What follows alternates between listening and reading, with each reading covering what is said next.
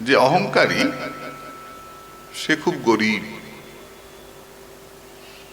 তার মধ্যে ভক্তি থাকে না। যে মাথা নিচু করে চলতে পারে সে ভক্তিকে ধরতে পারে। তাই ধ্যান করাটা অভ্যাস করতে হয়। প্রতিদিন অভ্যাসে সেই সত্য পুরুষকে,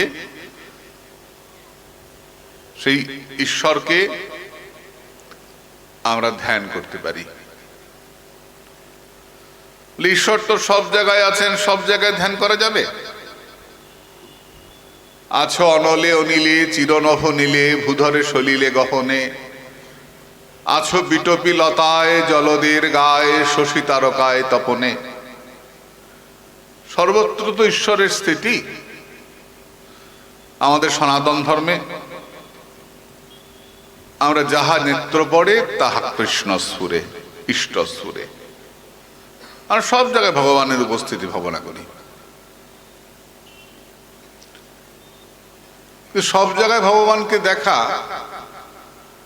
সম্ভব? গীতায় ভগবান বললেন, ক্লেশ অধিকতর তেষাম বক্তাসক্ত চেতসাম। অতিরিক্ত কষ্ট হবে। অব্যক্ত হি গতির দুঃখম দেহ বদ্ভীর ব্যাপতে। সব জায়গায় ভগবানকে দেখা কষ্টকর। তাই প্রথমে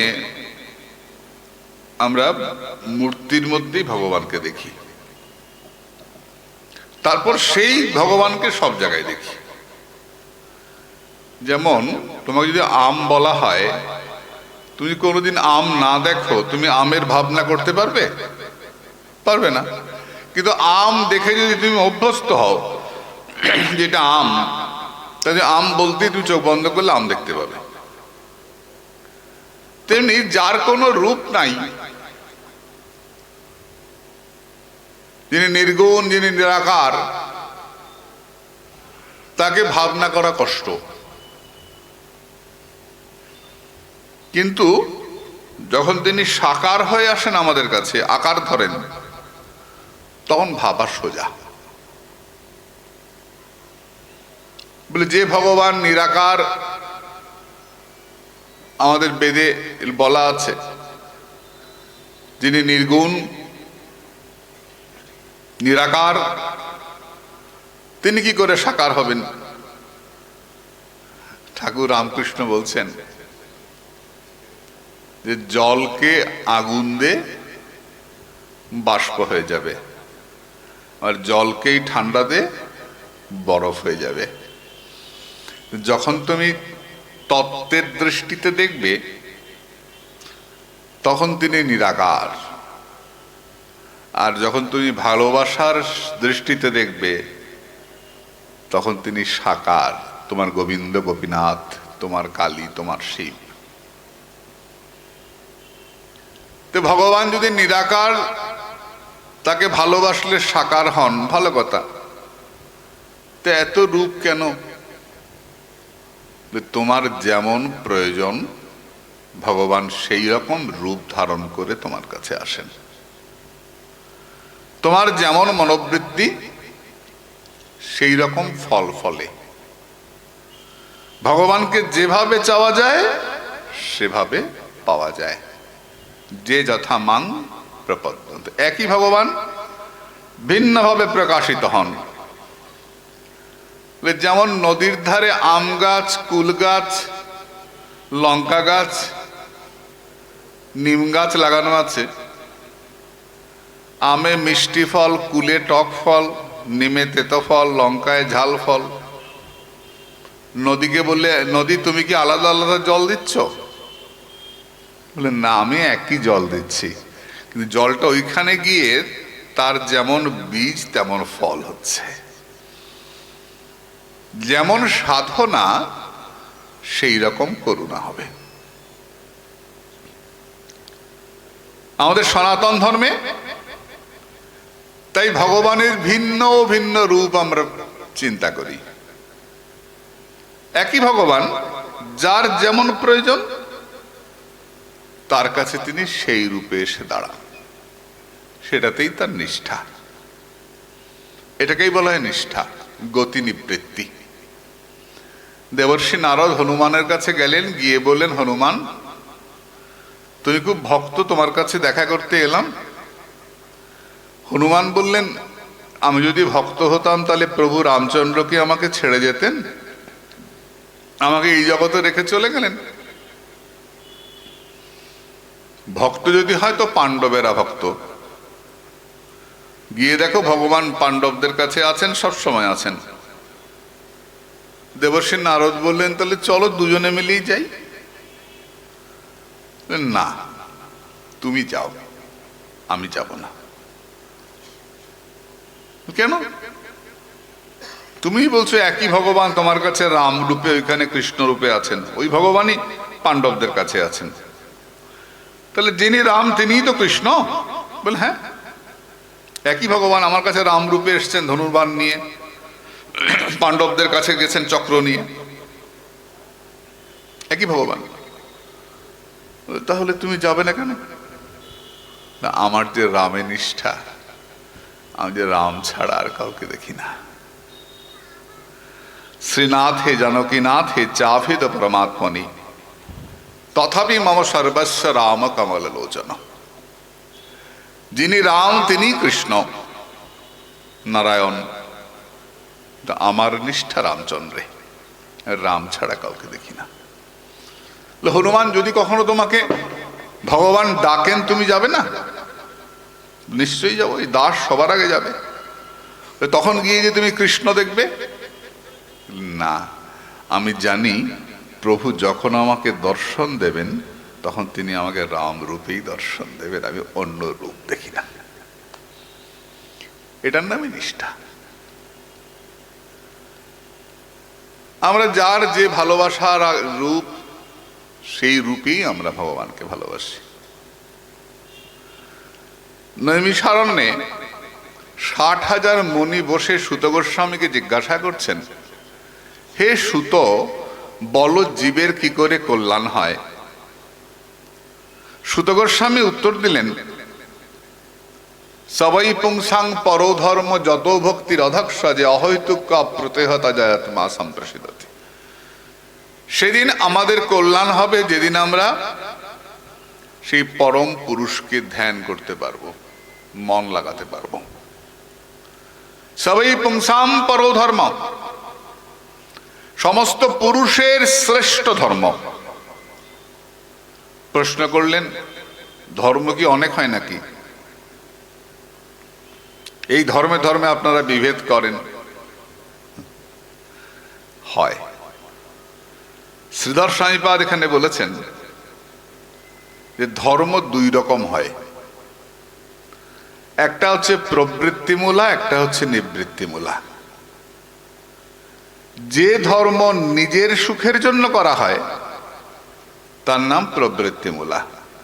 মা, তোমাকে পাঁঠা বলি দেব যদি আমার একটা ছেলে হয়, যদি আমার মেয়েটার বিয়ে হয়ে যায় তাহলে আমি হরিনাম সংকীর্তন দেব। আছে না?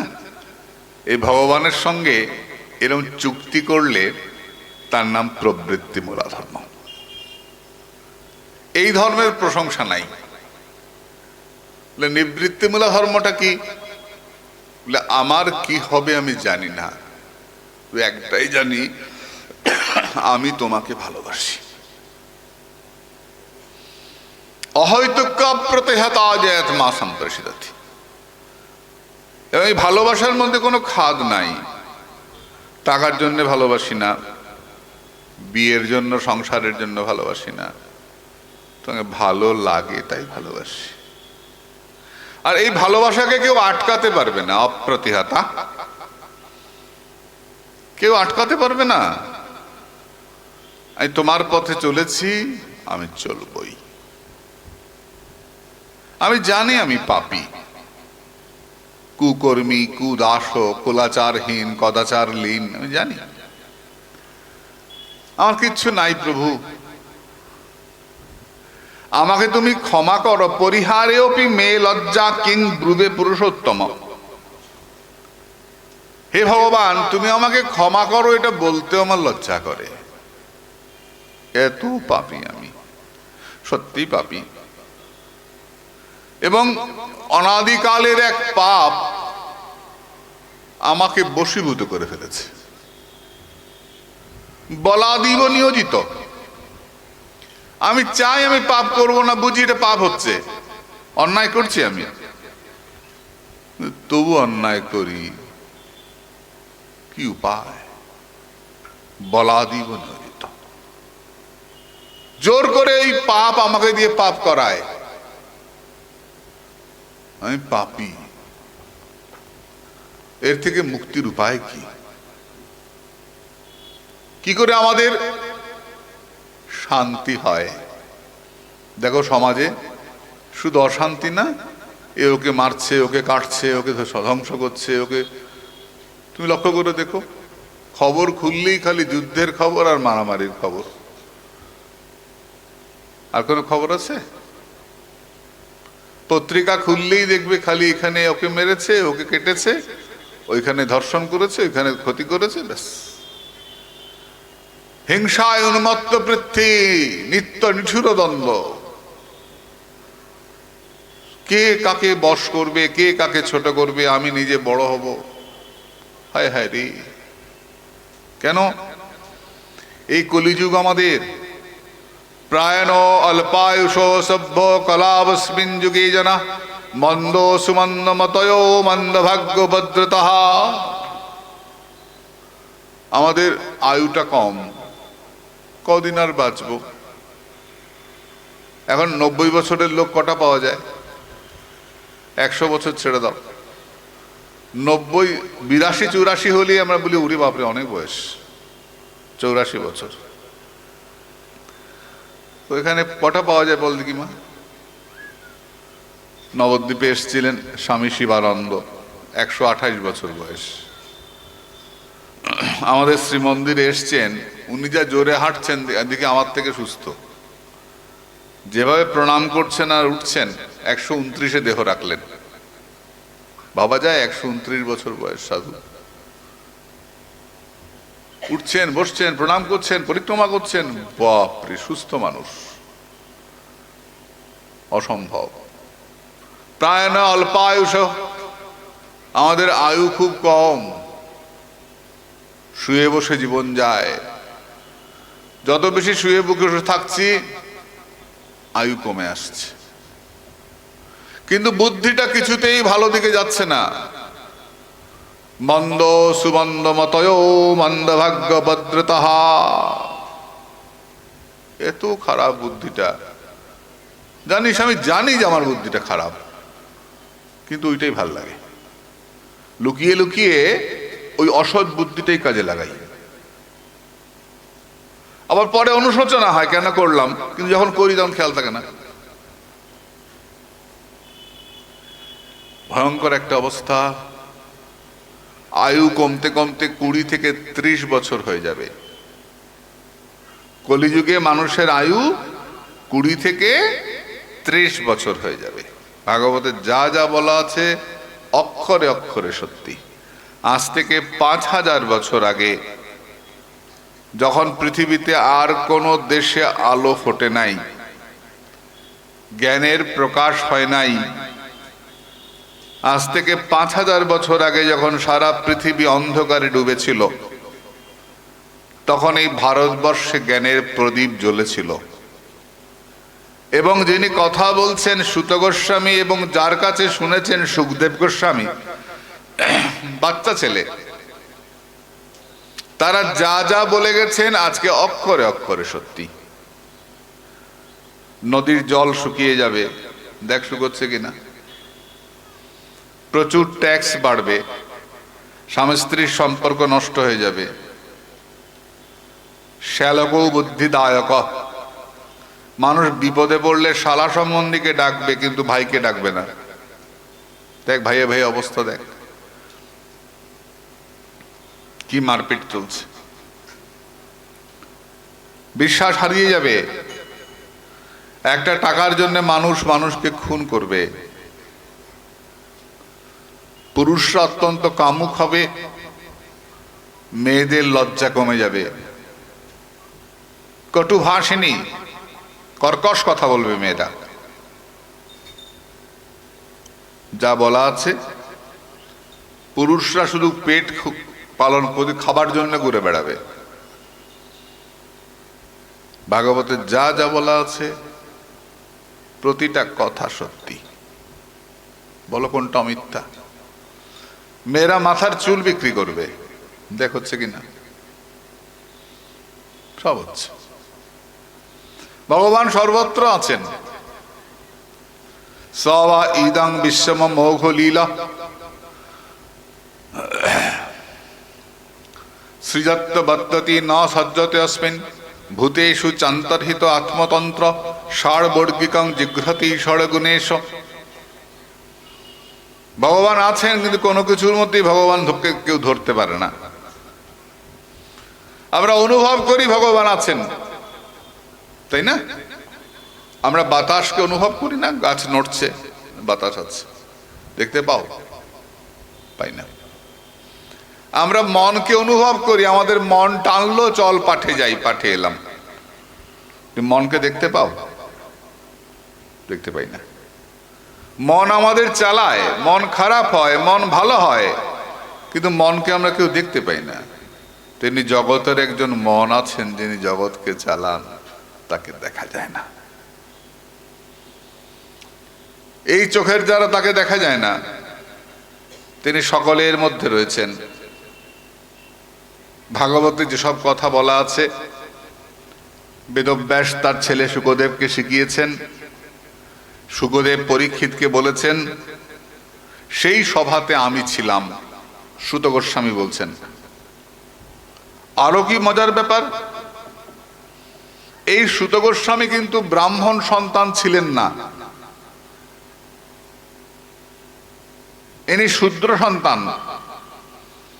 আজ থেকে 5000 বছর আগে, এই যে বলা হয় আমাদের হিন্দুদের মধ্যে খুব বর্ণবাদ, না, এগুলো অনেক পরবর্তীকালের সৃষ্টি। বরঞ্চ বলা হয় যেই ভজে সেই বড়, অভক্তহীন ছাড়, চণ্ডালৌকি দ্বিজশ্রেষ্ঠ হরিভক্তি পরায়ণ, বলা হয় না? চণ্ডাল চণ্ডাল লহে যদি কৃষ্ণ ভজে। এই সুত গোস্বামীবাদ কিন্তু ব্রাহ্মণের ছেলে ছিলেন না, কিন্তু তিনি বসেছেন গুরুর আসনে, ব্যাসাসনে, আর নিচে যারা বসছেন 60,000 মুনি। কারো বয়স 200, কারো বয়স 500, কারো বয়স কত কিছু। বলে অতদিন লোকে বাঁচে, এখন যদি বাঁচে তখন বাঁচবে না কেন? তখন বাঁচবে না কেন? আমরা কুম্ভ মেলায় বরফানি বাবাকে দেখেছি, আমি দেখেছি, 218 বছর বয়স, দিব্যি সুস্থ বসে আছেন।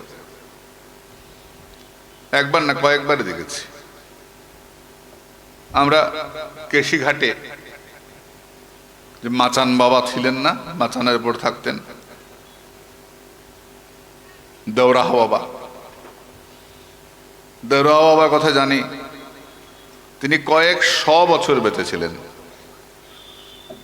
আমাদের রাজেন্দ্র প্রসাদ বলেছেন যে আমি আমার জ্যাঠামশাইয়ের সঙ্গে ওনাকে প্রণাম করতে গেছিলাম ছোটবেলায়, একই রকম দেখেছিলাম। তো ভারতবর্ষ মুনি ঋষির দেশ, কত কায়াকল্প পুরুষ আছেন। কায়াকল্প মানে কি মানে জানিস? তোর বুড়ো হয়ে গেছে শরীরটা, এই শরীরটা ছেড়ে দিয়ে এরা নতুন শরীর ধরতে পারে না। এটা ভারতবর্ষ, জ্ঞানের দেশ। কদিন আগে মোবাইলে দেখছিলি না, এক সাধু বরফের মধ্যে বসে আছে, একজন সৈনিক জয় শ্রীরাম করছে, সাধু উঠে গেল, উঠে ডিগবাজি খেয়ে খেয়ে চলে গেল, সঙ্গে একটা কুকুর দৌড়ে দৌড়ে যাচ্ছে। খুব প্রচার হয়েছিল না ছবিটা? এই ভারতবর্ষেই জ্ঞানগঞ্জ বলে একটা জায়গা আছে, যেখানে মুনি ঋষিরা এখনো আছেন, যাদের বয়স 1500-2000 বছর। এই জ্ঞানগঞ্জে বাঙালি সাধু কয়েকজন গেছিলেন। জ্ঞানগঞ্জ সবাই যায় না, জায়গাটা কোথায় তাও জানা যায় না, কিন্তু আমাদের ভারতে বহু সাধু সন্ত জ্ঞানগঞ্জে গেছেন। মোবাইলে সার্চ কর জ্ঞানগঞ্জ, পাবি। জ্ঞানগঞ্জের উপর সুন্দর বই আছে গোপীনাথ কবিরাজের। কাজেই 200-500 বছরের সাধুরা পাঠ শুনতে এসেছেন, এটা আশ্চর্যের কিছু নয়। 60,000 মণি, 6060, তারা প্রশ্ন করছেন ওই অব্রাহ্মণের ছেলেটাকে, তার নাম সুত গোস্বামী, তিনি গুরুর আসনে কেন? কিবা ন্যাসী কিবা বিপ্র শূদ্র কেন নয়, যেই কৃষ্ণ তত্ত্ববেত্তা সেই গুরু হয়। তিনি কৃষ্ণকে জেনেছিলেন, তাই তাকে গুরুর আসনে বসানো হয়েছিল। সবাই সম্মান করছেন। হে সুত, তুমি আমাদেরকে বলো সেই পুণ্য কাহিনী কি করে ভাগবত তৈরি হলো? বেদব্যাস কেন ভাগবত লিখলেন? তিনি তার ছেলে শুকদেবকে কেন শেখালেন? শুকদেব কেন পরীক্ষিতকে বললেন? পরীক্ষিত কেন গঙ্গার তীরে এলেন? এই সমস্ত প্রশ্ন তুমি আমাদের কাছে বলো। এই অল্প বয়সের ছেলে সুত গোস্বামী তিনি বড় আনন্দিত চিত্তে তিনি বলছেন যে দ্বাপর যুগের 3য় পাদে ঋষি পরাশরের ঔরসে সত্যবতীর গর্ভে কৃষ্ণ দ্বৈপায়ন বেদব্যাসের জন্ম। তার গায়ের রং কালো ছিল, তাই তার নাম কৃষ্ণ। তিনি দ্বীপে জন্মগ্রহণ করেছিলেন, তাই তার নাম দ্বৈপায়ন। তিনি বেদকে ভাগ করেছিলেন, তাই তার নাম বেদব্যাস। তিনি একদিন সরস্বতী নদীর তীরে তিনি বসে আছেন। আগেকার দিনে ভারতবর্ষে সরস্বতী নদী বলে একটা নদী ছিল, এখন সেটা দেখা যায় না। সরস্বতীর উৎসস্থল দেখা যায়, কোথা থেকে বেরিয়েছে দেখা যায়, জল পড়ছে, তারপরই পাতালে চলে গেছেন সরস্বতী, আমরা দেখতে পাই না। তবে ত্রিবেণী সঙ্গমে আমরা সরস্বতী আছেন চিন্তা করে আমরা স্নান করি প্রয়াগে, গঙ্গা যমুনা সরস্বতী তীর্থরাজ প্রয়াগ। এই সরস্বতী নদীর তীরে তিনি বসেছেন বেদব্যাস, বসে দেখছেন মানুষের আয়ু কমে আসছে, মানুষ রোগগ্রস্ত হয়ে পড়ছে, খালি অসুস্থতা, খালি অসুস্থতা, মনটাও ভালো না। কি করলে চিত্ত শুদ্ধ হতে পারে? তিনি অনেক চেষ্টা করলেন, বেদকে ভাগ করলেন, ইতিহাস তৈরি করলেন, পুরাণ তৈরি করলেন বেদব্যাস, কিন্তু আনন্দ পাচ্ছেন না। এমন সময় একদিন দেবর্ষি নারদ এসছেন তার কাছে। বেদব্যাস, তোমার মনটা খারাপ কেন? গুরুদেব, আমি এত বই লিখেছি, এত বই ভাগ করেছি, এত গ্রন্থ বেদ ভাগ করেছি, আমি শান্তি দিতে পারি নাই, আমি কি করতে পারি?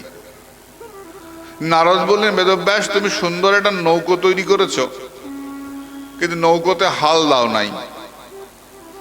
যদি নৌকোতে হাল না থাকে কি হবে মা? নৌকাটা এক জায়গাতে ঘুরবে, এগোবে না। তা হালটা কি না? শুদ্ধা ভক্তি, তুমি দাও নাই। তুমি অনেক কাম্যকর্মের কথা বলেছ, তত অন্যথা কিঞ্চন মদ্বিবক্ষত পৃথক দৃষ্টৎকৃত রূপ নামভি না করহিচিত কাপি চ দুস্থিতা মতির্লবেত বতাহত নৌদিবাস্পদম জিগুপ্সিতং ধর্মকৃতি অনুশাসত স্বভাব রক্তস্য মহান ব্যতিক্রম যদ বাক্যতো ধর্ম ইতি তরণ স্থিতো ন মন্নতে যস্য নিবারণং জনা। তুমি কাম্যকর্মের কথা বলেছ, মানুষ উল্টো ভেবেছে। তুমি বলেছ মায়ের কাছে বলি দিতে হয়, শাস্ত্রে বলেছেন বলি দেওয়া যায়। কেন বলেছ? মানুষের রসনাকে সংযত করার জন্যে। মানুষ যেমন তেমন কেটে খাচ্ছিল, তা বললে খাবি খা, মাকে দিয়ে খা। তো মাকে দিতে গেলেই তো পুজো করতে হয়, ওই প্রাণটাকে উৎসর্গ করতে হয়, তারপরে ছেদন করতে হয়। কষ্ট দিয়ে মারা নয়, একবারে ছেদন। কষ্ট দিয়ে পেইনফুল, ভীষণ কষ্ট পেয়ে পেয়ে মারা যাবে না, একবারে মুন্ডচ্ছেদ। তুমি বলেছ যে খেলো মানুষ, খাওয়ার পর পরের দিন আবার খেতে ইচ্ছে করলো, ওরে বাবা আবার তো পুজো করতে হবে, তা থাক খাবো না, থাক খাবো না, থাক খাবো না করতে করতে দেখা গেল অনেকগুলোই খাচ্ছে না। তখন তুমি বলছো যে এতগুলোই তো ছাড়লি, আর ওই একটা রেখে কি হবে, ওটাও ছেড়ে দে। তুমি এমনি করে মানুষকে প্রবৃত্তির থেকে নিবৃত্তির দিকে নিয়ে যাওয়ার চেষ্টা করেছো। আমরা ভোগমুখী, তো ভোগটাকে আস্তে আস্তে সংযত করা হয়। বলে আমিষ ছাড়তে পারবো না, ঠিক আছে নিয়ম সভাটা কর, 1 মাস খাস না, ঠিক আছে মাঘ মাসটা খাস না, আচ্ছা বৈশাখ মাসটা খাস না, আচ্ছা শ্রাবণ মাসটা খাস না। এমনি করে করে আস্তে আস্তে কন্ট্রোল করা হয়, করে করে মানুষকে ভোগের থেকে ত্যাগের দিকে নিয়ে যাওয়া হয়। জোর করে করা হয় না, দাপে দাপে। ক্রমে ক্রমে পায় জীব ভবসিন্ধু কুল, তুমি এটা বলেছ, কিন্তু মানুষ উল্টো নিয়েছে। বলি প্রথার প্রয়োজন আছে, বলি প্রথার প্রয়োজন আছে। সবাই যদি রক্ত দেখলে অজ্ঞান হয়ে যায়, তাহলে বন্দুকটা ধরবে কে বল দেখি? তাহলে ডাক্তারি করতে গিয়ে পেটও কাটতে পারবে না, কারণ পেট কাটার আগেই তো অজ্ঞান হয়ে যাবে, রক্ত দেখলেই অজ্ঞান হয়ে যাবে। তাই রজগুণের দরকার আছে। দেশকে রক্ষা করতে হলে বন্দুক ধরতে হবে, অস্ত্র ধরতে হবে। বলি প্রথার প্রয়োজন আছে রজগুণ বৃদ্ধির জন্য, দেশকে রক্ষা করবার জন্য, মানুষের সম্মান রক্ষা করবার জন্য, নিজের মনকে শক্ত করার জন্য। আমাদের শাস্ত্রে সব কটা বলা আছে, যে যেটা নেয়। হরে কৃষ্ণ। তাই মানুষ কি করলো? তুমি বলেছো একটা পুজো দিয়ে একটা পাটা কাটতে। মানুষ এত চালাক, মানুষ একটা পুজো দিয়ে 100 পাটা কেটে দিল। তার ফলে তোমার কথাটা ঠিক কাজে লাগলো না। তুমি বলেছিলে ত্যাগের দিকে যাওয়ার জন্য, মানুষ ওইটাকে ঘুরিয়ে আরো বেশি করে ভোগের দিকে চলে গেল। কেন জানো? তুমি শুদ্ধা ভক্তির কথা বলো নাই। তো বেদব্যাস বলছেন তাহলে আমি কি করব? বলে তুমি ভাগবত লেখো। আমি তোমায় ভাগবত দিয়ে যাচ্ছি, 4টে শ্লোক তুমি লেখো। আমি কি পারবো? আমার মা যে ছোট জাত, আমি তো সত্যবতীর পেটে জন্মেছি, আমি কি ভাগবত লিখতে পারবো? এই যে বলা হয় না যে আমাদের হিন্দুদের মধ্যে বর্ণবাদ বর্ণবাদ দমিয়ে রাখা, কই রে, কোথাও তো এমনি করা হচ্ছে না। যার যোগ্যতা আছে তাকে মর্যাদা দেওয়া হয়, যোগ্যতাই মাপকাঠি। আমার মা তো ছোট জাত, আমি কি পারবো? তখন নারদ বললেন তোমার বাবা ঋষি পরাশর, ঋষি পরাশর সত্যবতীর গর্ভে তোমাকে জন্ম দিয়েছেন। তুমি যখন তোমার বাবার কথা ভাবো তখন গর্বে বুকটা ফুলে ওঠে, মায়ের কথা ভাবো তখন মনটা ছোট হয়, তাই না? জানো বেদব্যাস, আমার আগের জন্মে আমি জানতাম না আমার বাবাকে।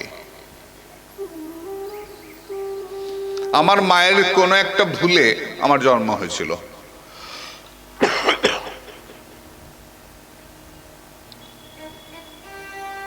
আমার মা ব্রাহ্মণ পল্লীতে কাজ করতেন।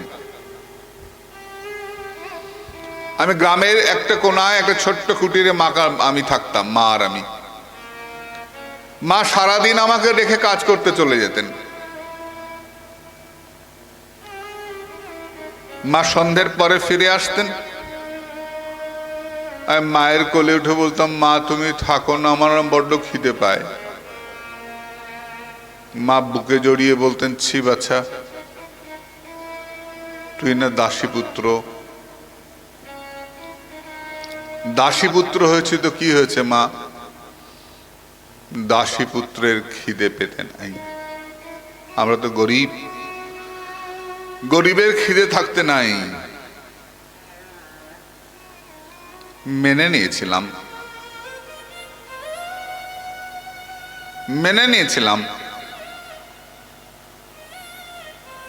গরিবের খিদে থাকতে নাই। একদিন বাড়ির সামনে বসে আছি, কতজন সাধু এলেন। এই খোকা বলতে পারিস ব্রাহ্মণ পল্লীটা কোন দিকে? কেন পারবো না, ওই তো দেখা যাচ্ছে মাঠের পারে ব্রাহ্মণ পল্লী। আমার মা তো রোজ কাজ করতে যায়, ওই যে দেখা যায়। আমাদের নিয়ে যেতে পারবি? আমি যদিও কোনোদিন যাইনি, কেন পারবো না, আমি তো বড় হয়ে গেছি। আগে আগে ছুটতে ছুটতে চললাম, পেছনে সাধুরা এলেন। ব্রাহ্মণ পল্লীতে উপস্থিত হলাম। বৃদ্ধ ব্রাহ্মণ এগিয়ে এলেন। অহোভাগ্য, অহোভাগ্য, অনেক ভাগ্যের ফলে বৈষ্ণব আসিয়া মিলে। বৈষ্ণবের আগমন অল্প ভাগ্যে হয় না, আপনারা এসছেন অহোভাগ্য। আপনাদের কে নিয়ে এলো? সাধুরা আমার দিকে আঙুল দেখিয়ে বললেন, ও নিয়ে এসছে। বৃদ্ধ ব্রাহ্মণ, সাদা দাড়ি, সাদা চুল। সেই বৃদ্ধ ব্রাহ্মণ এসে বললেন, কে তুমি? তোমাকে তো ভাই চিনি না।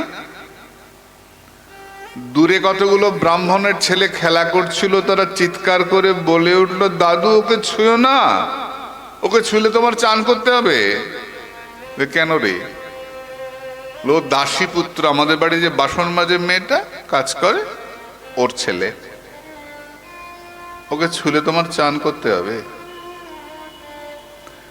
সেই বৃদ্ধ ব্রাহ্মণ ধমক দিয়ে উঠলেন, দূর হয়ে যাও এখান থেকে। তারা সব ছুটে পালিয়ে গেল। এগিয়ে এসছেন, আমাকে বুকে জড়িয়ে বললেন, ভাই তুই আমাকে চিনিস না? আমি তো তোর একটা দাদা রে। দিনের বেলা আমি তো বুড়ো হয়েছি, তাই মা আমাকে দেখে, তুই তো ছোট, তাই রাত্রে তোকে মা দেখতে যায়। উত্তম নিশ্চিতে চলে অধমের সাথে। ভাই তুই যে সাধুদেরকে আমার কাছে নিয়ে এলি, আমি তো বুড়ো হয়েছি, আমি তো নিজে নিজে পারবো না একা একা, তুই আসবি তো? আমরা দুই ভাই মিলে সাধু সেবা করব, আসবি তো ভাই? পরের দিন থেকে আমি মায়ের আগে আগে ছুটতে ছুটতে যাই। আমি সাধু সেবার কিবা জানি। আমার সাধু সঙ্গ আরম্ভ হলো। শতাং কৃপা মহৎ সেবা, শ্রদ্ধা গুরুপাদ আশ্রয়। আমি আগে আগে ছুটতে ছুটতে যাই, সাধুদেরকে তুলসী তুলে দেই, ফুল জোগাড় করে দেই। সাধুরা যা বলেন, তারা স্নান করে আসলে গামছাটা এগিয়ে দেই, খড়মটা বুকে করে নিয়ে যাই, সাধুদের চরণে দেই। আমার সাধু সঙ্গ শুরু হলো। সাধুরা আলোচনা করেন, দূরে বসিয়ে দাঁড়িয়ে শুনি। একদিন এক সাধু আমার ডেকে বললেন, আরে এই ছেলে, তোকে সারাদিন আমাদের সঙ্গে চলতে ফিরতে দেখি, কখনো খেতে তো দেখি না, কিছু খাস না তো তুই? তোর খিদে পায় না? এই দেখো, তুমি কিচ্ছু জানো না। কি জানি না? কিচ্ছু জানো না? কি জানি না? তুমি বুঝি জানো না আমি যে দাসী পুত্র? মা বলেছে দাসী পুত্রের খিদে পেতে নাই। আমরা তো গরিব, গরিবের খিদে থাকতে নাই। শোন, আমি আজকে উঠে যাওয়ার সময় আমার পাতায় তোর জন্য কিছু প্রসাদ রেখে যাব, তুই ওটা গ্রহণ করবি। সাধু প্রসাদ পেয়ে সবাই চলে গেছেন, আমি পাতা কুড়োচ্ছি, দেখি সাধুর পাতায় আমার জন্য প্রসাদ ধরা আছে, অমৃত। আমি এটা নিয়ে ছুটতে ছুটতে মায়ের কাছে গেছি, অমা, মা, সাধু আমার জন্য প্রসাদ রেখেছেন। মা আমাকে কোলে বসিয়ে আদর করে প্রসাদ মুখে দিয়েছেন। জানো বেদব্যাস, ওই প্রসাদ মুখে দেওয়ার সঙ্গে সঙ্গে আমার প্রতিটি শিরায় উপশিরা, আমার রক্ত করিকায় করিকায় এক এক অনুভূতি, এক অনুভূতি। আমার শরীরটা কেমন করতে লাগলো। আমি মায়ের কোলে ঘুমিয়ে পড়লাম। জানো বেদব্যাস, পরের দিন থেকে আমার জীবনে একটা অদ্ভুত পরিবর্তন লক্ষ্য করলাম। বৈষ্ণবের উচ্ছিষ্ট তাহে মোর মনোনিষ্ঠ। পরের দিন থেকে আমি লক্ষ্য করলাম, আগে সাধুরা যে আলোচনা করতেন আমি শুনতাম কিন্তু বুঝতাম না। যেদিন থেকে সাধুর অধরামৃত পেলাম, তারপরের দিন থেকে আমি হরিকথা বুঝতে পারি।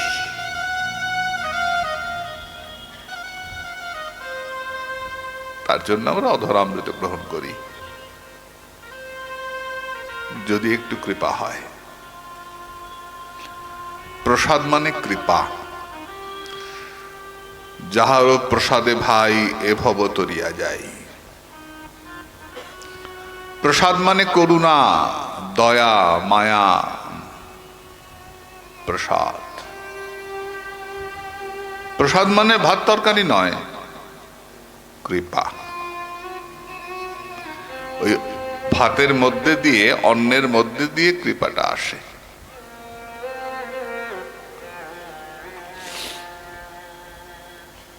সাধুরা চলে যাবেন, 4 মাস কেটে গেছে, চাতুর্মাস্য করতে এসেছিলেন। তোমরা চলে যাবে, আমাকে নিয়ে চলো না তোমাদের সঙ্গে। তুইও যাবি? হ্যাঁ, তোমাদের সঙ্গে ঘুরবো। মাকে ছেড়ে যেতে পারবি? মায়ের জন্য মন কেমন করবে না? তাই তো,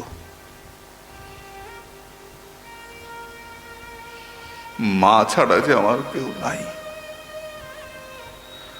আমি মাকে ছেড়ে যেতে পারবো না। সাধু বললেন, যা, দৌড়ে ডুব দিয়ে আয়। দৌড়ে নদীতে গিয়ে ডুব দিয়ে এলাম। আমাকে পাশে বসিয়ে আমাকে কৃপা করে দীক্ষা প্রদান করলেন।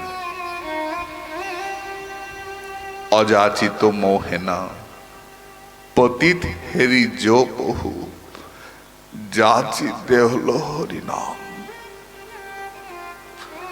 আমার মতো পতিত দেখে যেচে যেচে দিল রে। আমার পাবার কথা নয়, তবু যেচে যেচে দিল রে। গুরু কৃপা, গুরু কৃপা। তাই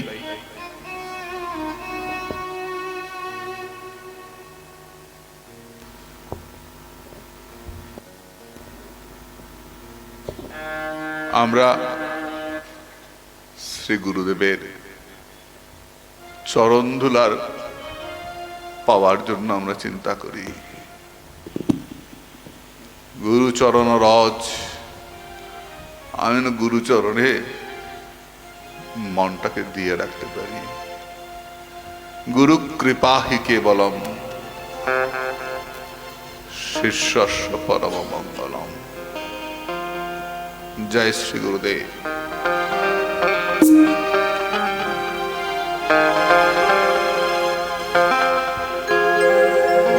नन्हा सा फूल हूँ मैं, चरणों की धूल हूँ मैं, आया हूँ मैं तो तेरे द्वार। गुरु जी मेरा पूजा करो स्वीकार। प्रभु जी मेरी पूजा करो स्वीकार।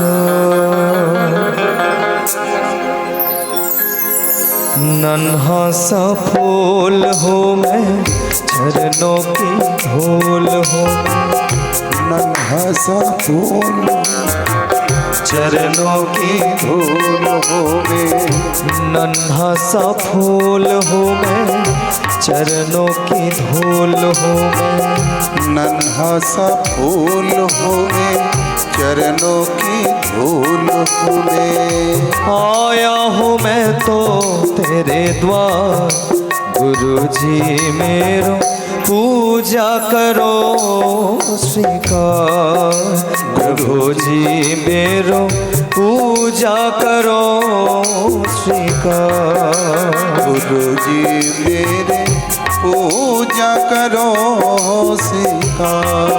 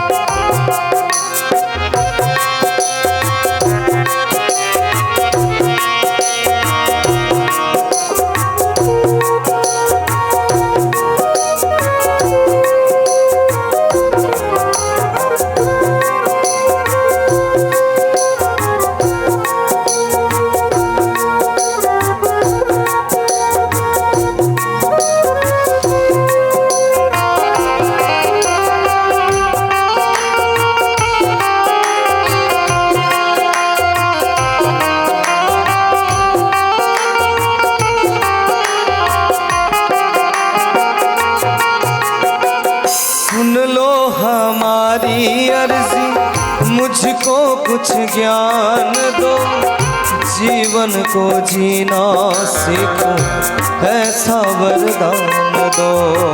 सुन लो हमारी अर्जी, मुझको कुछ ज्ञान दो, जीवन को जीना सीखो, ऐसा वरदान दो। सुन लो हमारी अर्जी, मुझको कुछ ज्ञान दो, जीवन को जीना सीखो, ऐसा वरदान दो। सुन लो हमारी अर्जी, मुझको कुछ ज्ञान दो, जीवन को जीना सीखो, ऐसा वरदान दो। सूरज ससान पाऊं, चंदा सामान पाऊं, सूरज ससान पाऊं, चंदा सामान पाऊं, इतना सा दे दो उपहार। गुरु जी मेरो पूजा करो स्वीकार। प्रभु जी मेरो पूजा करो स्वीकार। गुरु जी मेरो पूजा करो स्वीकार। गुरु जी मेरो पूजा करो स्वीकार।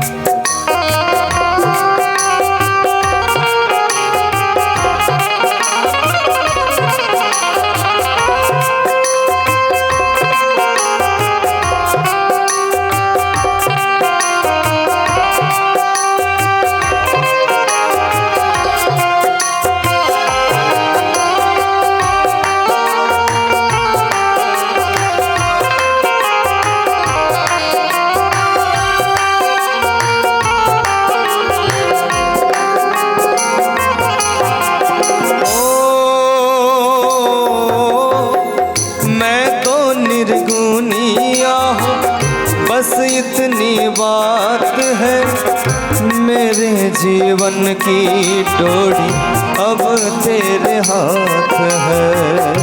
मैं तो निर्गुनिया हूँ, बस इतनी बात है।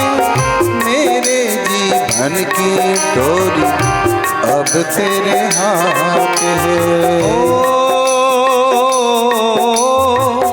मैं तो निर्गुनिया हूँ, बस इतनी बात है। मेरे जीवन की डोरी अब तेरे हाथ है। मैं तो निर्गुनिया हूँ, बस इतनी बात है। मेरे जीवन की डोरी अब तेरे हाथ है। थोड़ा सा धन मिल जाए, निर्धन को धन मिल जाए। थोड़ा सा धूल मिल जाए, निर्धन को धन मिल जाए। थोड़ा सा धूल मिल जाए, निर्धन को धन मिल जाए। थोड़ा सा धूल मिल जाए, निर्धन को धन मिल जाए। मानो तुम्हारा उपकार गुरुजी मेरो, पूजा करो स्वीकार।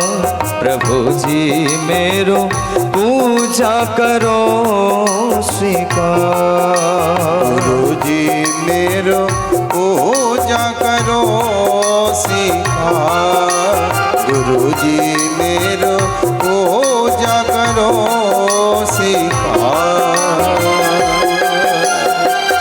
नन्हा सा फूल हूँ मैं, चरणों का धूल हूँ मैं। नन्हा सा फूल हो मैं, चरणों की धूल हो मैं। आया हूँ मैं तो तेरे द्वार, गुरुजी मेरो पूजा करो स्वीकार। प्रभु जी मेरो पूजा करो स्वीकार। गुरुजी मेरो पूजा करो स्वीकार।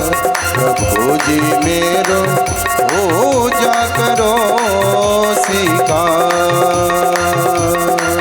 श्री गुरु मंगलम, गुरुपाद मंगलम। श्री गुरु मंगलम, हरि बोल। पाद मंगलम।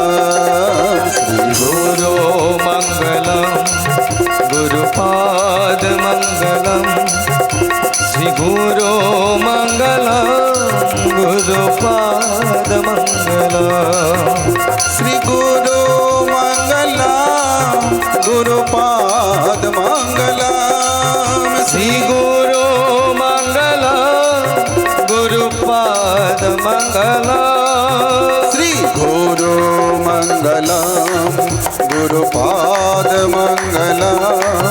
श्री गुरु मंगलम, हरि गुरुपाद मंगलम। श्री गुरु मंगलम, गुरुपाद मंगलम।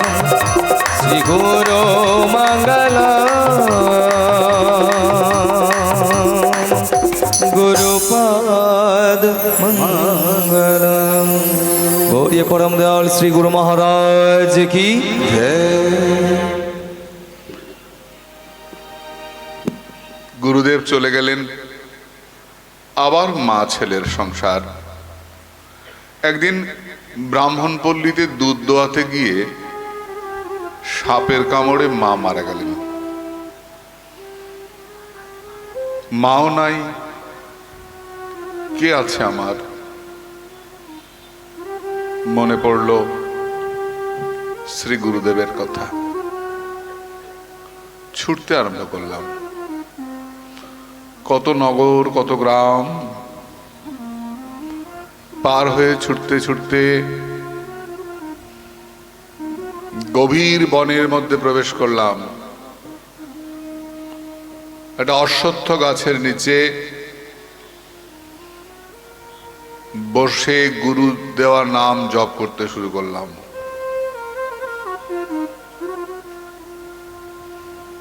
হঠাৎ করে মনের মধ্যে ভগবানের ছবি। ভালো করে দেখতে গেছি, আর দেখা পেলাম না। দৈববাণী হলো, তুমি এই জন্মে আমাকে আর দেখতে পাবে না। হন্তাস্মিন জন্মনি ভবান মামাং দ্রষ্টুমিহার্হতি অবিপক্ক কষায়ানাং দুর্দশোহং কুযোগিনাম সকৃদ্যৎ দর্শিতং রূপম এতৎ কামায় তে অনঘ মৎ কামঃ সনকৈ সাধু সর্বান মুঞ্চতিরিচ্ছয়ান। হন্তাস্মিন জন্মনি ভবান মামাং দ্রষ্টুমিহার্হতি অবিপক্ক কষায়ানাং দুর্দশোহং কুযোগিনাম। যাদের মনের ময়লা পরিষ্কার হয় নাই, তারা আমায় দেখতে পায় না। তবু তোমাকে আমি দর্শন দিলাম তোমার আকাঙ্ক্ষা বাড়াবার জন্যে। যিনি আমাকে পেতে ইচ্ছা করেন, তিনি ধীরে ধীরে অন্য সকল কামনা ত্যাগ করেন। মহাপ্রভু বলেছেন না, প্রভু কহে সনাতন কৃষ্ণ যে রতন ধন, অনেক যে দুঃখেতে মিলায় দেহ গেহ পুত্রদার বিষয় বাসনার সর্ব আশা যদি ত্যাগায়।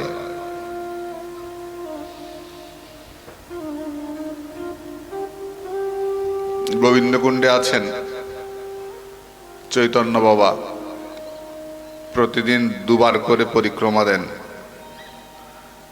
এখন পারছেন না, পাটা দুইটা পা এরকম হয়ে গেছে, হাড়গুলো সব নষ্ট হয়ে গেছে। বছরের পর বছর ঝড় জল বৃষ্টি, পরিক্রমা বন্ধ নাই। 48 ডিগ্রি টেম্পারেচার, বৃন্দাবনে খুব গরম, তার মধ্যে পরিক্রমা চলছে, বন্ধ নাই। তো এখন আর পারছেন না।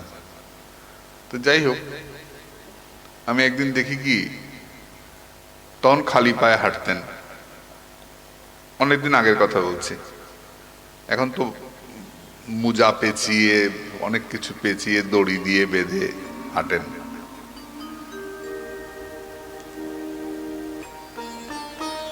তা হাঁটছেন, গোড়ালিগুলো ফাটা। দাদা কি লাগিয়েছেন? পোড়া মোবিল। তা আমি জিজ্ঞেস করলাম, এত কষ্ট করেন, গোড়ালিতে পোড়া মোবিল লাগিয়েছেন, আর যে কলাগুলো বাঁদরে খায় না, ব্রজবাসীরা তো প্রচুর ঢেলে দিয়ে যায় গাড়ি করে করে, যেগুলো বাঁদরে খায় না ওগুলো কুড়িয়ে নিয়ে কৌটো করে নিয়ে আসেন, ওই ভিক্ষার রুটি আর এইসব খান। আমি বললাম, দাদা এত কষ্ট করেন, শরীরটা শেষ হয়ে যাচ্ছে। উত্তরে বলেছিলেন, বলতে পারেন আর কোনো আশা থাকা পর্যন্ত রাধারানীর আশা করা যায় না। এত কষ্ট করেন, এইরকম ভাবে কলা, পচা কলা, ওই নরম হয়ে গেছে কলা, আর ওইভাবে খান, এত কষ্ট করেন। না না, আমি তো কত ভালো মন্দ খাই, ভালোই আছি। আমি ফিরে এলাম রাধাকুণ্ডে, তো নতুন নতুন গেছি। এসে সীতানাথ বাবা ছিলেন রাধাকুণ্ডের মহন্ত, রাসবাড়ি তিনকড়ি প্রভু এটা মন্দির, তার মহন্ত ছিলেন সীতানাথ বাবা। তা সীতানাথ বাবাকে বললাম, এই মেদিনীপুরের লোক। তা আমি বললাম যে জেঠু, এই চৈতন্য দাদা এমনি করে খায়? তা আমি বললাম, বলে না না, রোজ কত ভালো মন্দ খাচ্ছি ব্রজবাসীর ঘরে, তা একটু এরকম বললো কেন? সত্যি বললো না মিথ্যা বললো? সীতানাথ বাবা বললেন, সাধু কি মিথ্যা বলে? সত্যিই বলছে। কেন? এই দেহতে খায় না, যখন রাধারানীর কুঞ্জে যায় তখন তো অধর অমৃত পায়। এই দেহের জন্য রুটি আর কলা ঠিক আছে, যখন ওইখানে যাচ্ছে তখন তো অধর অমৃত পাচ্ছে।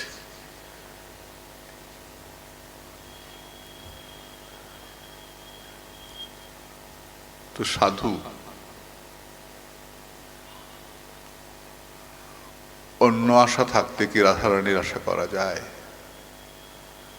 সত্যি তাই। মুখে বলি বটে, মনকে তো বোঝাতে পারি না।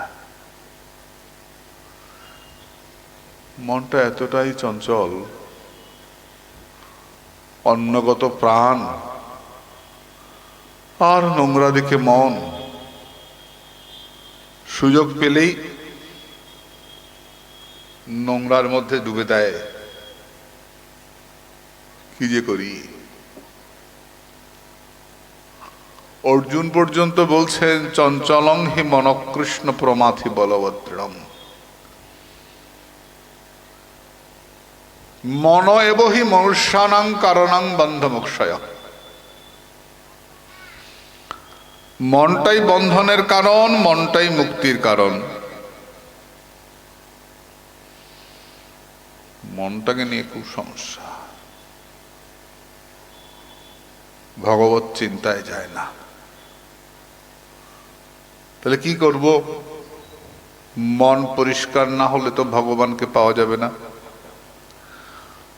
ভগবানকে আমি প্রণাম করলাম। নামান্নানন্তস্য তত্রপঃ পঠন গুজ্জানি বিদ্রানি কৃতানি চ স্মরণ গাং পর্যটং স্তুষ্টমনা গতস্প্রিয় কালং প্রতিক্ষন্ন বনো বিমৎসরঃ।